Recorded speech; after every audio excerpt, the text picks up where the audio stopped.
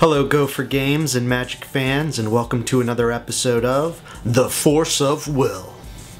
I'm Will, and on these episodes we talk all things Magic the Gathering. Now let's quickly get into this because we have a lot to talk about. Spoiler season for Zendikar Rising is now.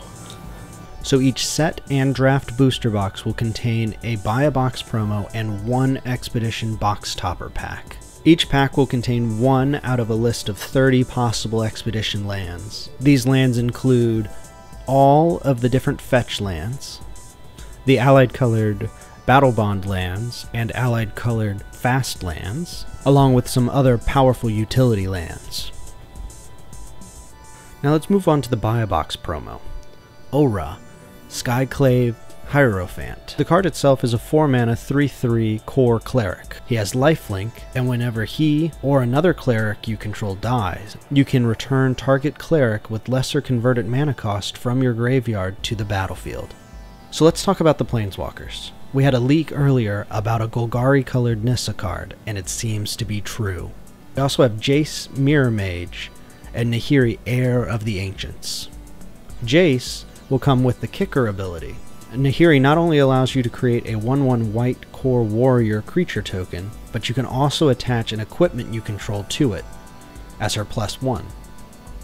And of course, like the previous sets, all the Planeswalkers will be receiving full art versions of themselves found in the collector's booster packs. So let's move on to some legendary creatures. Omnath, Locus of Creation, is a red, a green, a white, and a blue for a 4/4 legendary creature elemental. And when Omnath, Locus of Creation, enters the battlefield, you can draw a card. He also has Landfall.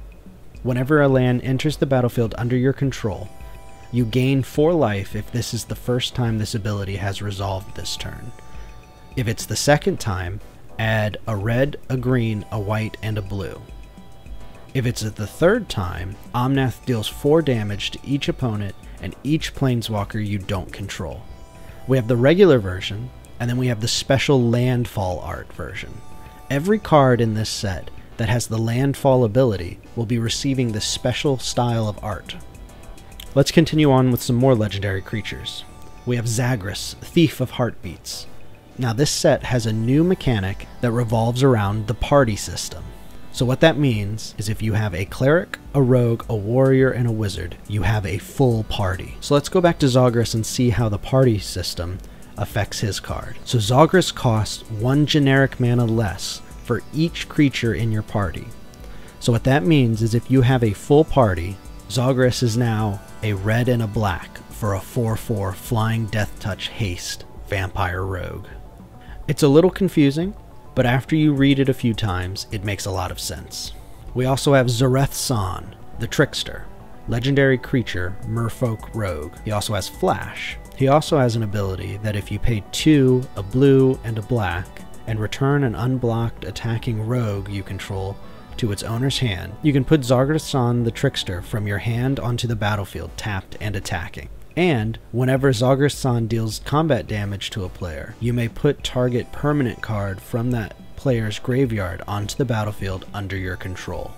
We also have a couple returning faces in Linvala, Shield of Seagate. This time she cost 1, a white, and a blue for a 3/3 Flying Angel Wizard. She also has, at the beginning of combat on your turn, if you have a full party, choose target non-land permanent an opponent controls. Until your next turn, it cannot attack or block, and its activated abilities cannot be activated. Linvala is going to be very good at locking your opponents out of important creatures or important abilities.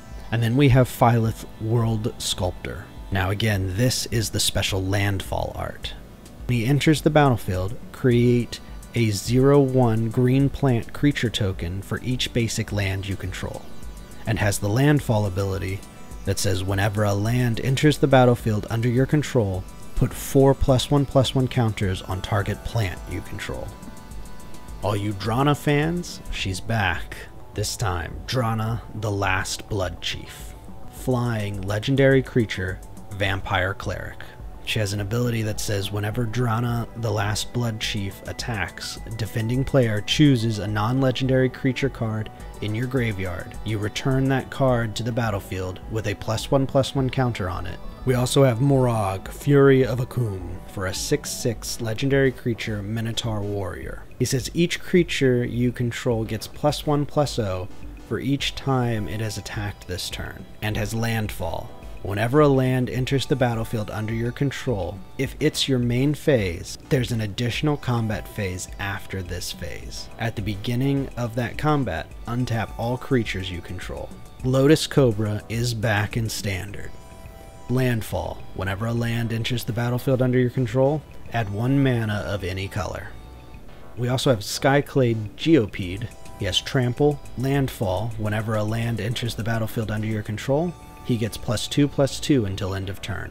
And we have Ruin Crab, the brother to Hedron Crab, and has Landfall. Whenever a land enters the battlefield under your control, each opponent mills 3. We also have Mirasa Root Grazer. For a green and a white, you get a 2/3 beast with Vigilance, who has 2 different tapped abilities. You can either tap it and put a basic land from your hand onto the battlefield, or tap it and return target basic land you control to its owner's hand.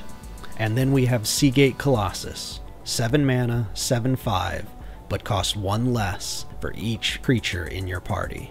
We have Umara Mystic, 1/3 Merfolk Wizard with flying, and it says whenever you cast an instant, sorcery, or wizard spell, it gets +2/+0 until end of turn. We have Angel of Destiny, who's going to be a really fun card. Flying double strike Angel Cleric, who says whenever a creature you control deals combat damage to a player, you and that player each gain that much life. At the beginning of your end step, if you have at least 15 more life than your starting life total, each player Angel of Destiny attacked this turn loses the game.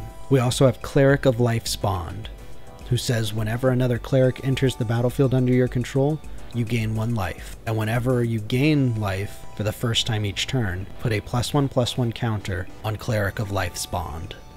We have Relic Robber, 2 and a red for a 2/2 hasty goblin rogue, that says whenever he deals combat damage to a player, that player creates a 0/1 colorless goblin construct artifact creature token with this creature can't block, and at the beginning of your upkeep, this creature deals 1 damage to you. You also have Nighthawk Scavenger. You get a vampire rogue who has flying, death touch, and lifelink, and its power is equal to 1 plus the number of card types among cards in your opponent's graveyards.